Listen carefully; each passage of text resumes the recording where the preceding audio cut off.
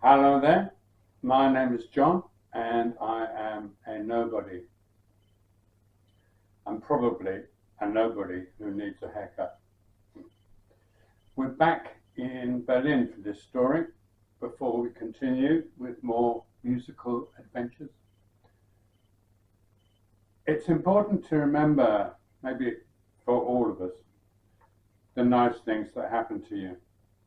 And one of the nicest things that anybody ever said to me was when I was leaving Berlin, and together with my wife, my wonderful wife, and this woman, a neighbor, came up to me. She had a headscarf on. She was Turkish, and whatever.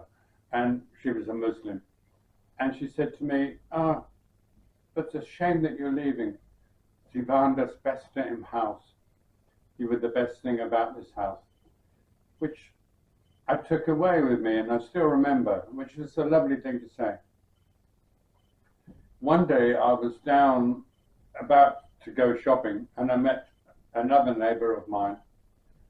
Now, the neighborhood was very multicultural. It was mostly Turks, Arabs, and Germans, and a few other foreigners like myself who didn't fit into either category. And he cornered me in the entrance to the house and started chatting. He was a nice guy. I hadn't seen him, well, nice enough, I didn't really know him. And he chatted and chatted and chatted.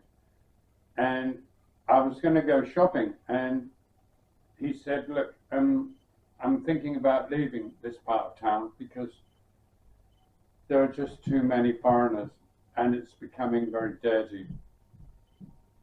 Well, it was an area of town that had a lot of foreigners. A lot of them were Arabs, as I said, or Turks.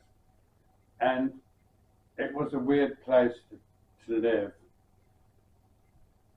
But the weird thing about it all was that he started going on about the Jews and how the numbers of Jewish deaths had been grossly exaggerated during the Holocaust.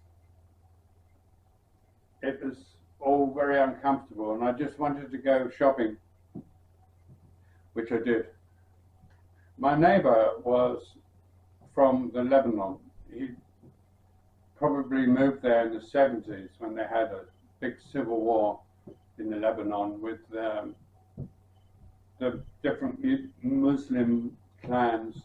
So they had one, the Sunni Muslims were from what we know as Gaza, and they come to Lebanon and tried to take over. The Lebanon Muslims were Shiite Muslims, and they are not fond of one another. So the war had gone on for a year and a half, and during that time maybe he'd been able to apply and be granted asylum in Germany. And he was lucky. He went on to found his own criminal gang and became quite influential in the area.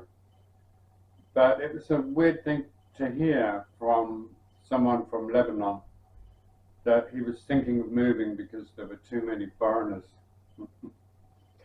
So I thought I'd share that with you because it's weirdness at its finest. If you like this or any other of the pictures you see on this site, this little tiny little modest site, then feel free to have a check out my website. I'll leave a little link down below.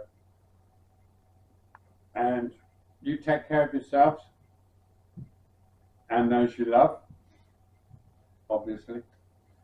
And I hope to see you in the next one. And until then, well, Tchaikovsky. People believe the weirdest things.